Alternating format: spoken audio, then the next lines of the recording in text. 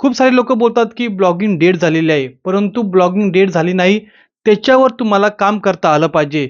कोणता topic choice करायचा, कोणता टॉपिक चॉईस नाही करायचा, ते तुम्हाला आलं पाहिजे. मी तुम्हाला एक बाजूला स्क्रीनशॉट दाखवेल बघा. आता जी स्कीम चालू आहे लाडक्या बहिणीची, लाडकी बहीण योजना. त्याच्यावर एका भावाने एक ब्लॉग बनवला होता. बघू शकतात. जेव्हा तुम्ही Googleमध्ये लाडकी बहीण योजना टाकशाल, या भावाची वेबसाईट पहिल्या, दुसऱ्या किंवा तिसऱ्या क्रमांकावर दिसते आणि त्याच्यावर भरभरून ट्रॅफिक आहे. कारण आता जो क्रेज चालू आहे, तो लाडक्या बहिणीचा क्रेज चालू आहे. तर खूप सारे लोकं या वेबसाईटला व्हिजिट मारतात. तर त्याची लाखोंमध्ये इन्कम होत आहे. लाखोंमध्ये इन्कम होत आहे. तर तुम्ही बघू शकता. तो डोमेन चेक करा. डोमेन ऑथॉरिटी चेक करा. डोमेन जेव्हा विकत घेतला, त्याची डेट चेक करा. 4-5 महिन्यापूर्वी घेतलेला डोमेन आहे. परंतु याच्यावर लाखोमध्ये ट्रॅफिक आहे. मिलियनमध्ये ट्रॅफिक येत आहे. तर असं डोकं लावा.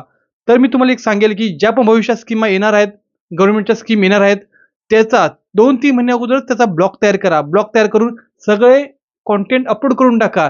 जेव्हा ती स्कीम लॉन्च होईल, त्यानंतर तुमच्या ब्लॉगवर सर्वात प्रथम ट्रॅफिक येईल. कारण गव्हर्नमेंटच्या वेबसाईटवर ट्रॅफिक नसते, ती जास्त येत नाही. परंतु तुम्ही एक पर्सनल ब्लॉग बनवला, एखाद्या स्कीमबद्दल जसं की लाडकी बहीण योजना बघा किती फॉर्ममध्ये चालू आहे. तसंच आता बनवून फायदा नाही. कारण आता खूप साऱ्या लोकांना माहीत झालं, तर कॉम्पिटिशन खूप जास्त झालं. तर आता लाडक्या बहिणीवर ब्लॉग बनवून फायदा नाही. तर तुम्ही असा एक टॉपिक चॉईस करा. असा एक टॉपिक निवडा, ज्याची भविष्यात गरज असेल आणि सरकार ती योजना काढणार आहे. त्याचा आता वापर करून, आता डिसाईड करून त्याच्यावर ब्लॉग पोस्ट बनवायला सुरुवात करा. एक ना एक दिवस तुमचा ब्लॉग व्हायरल होईल. तुम्ही लाखो, करोडो रुपये त्याच्यामधून कमवू शकाल. मित्रांनो, व्हिडिओ आवडल्यास चॅनल सबस्क्राईब नक्की करा. शेवटपर्यंत पाहिल्याबद्दल खूप खूप आभारी. जय हिंद. वंदे मातरम.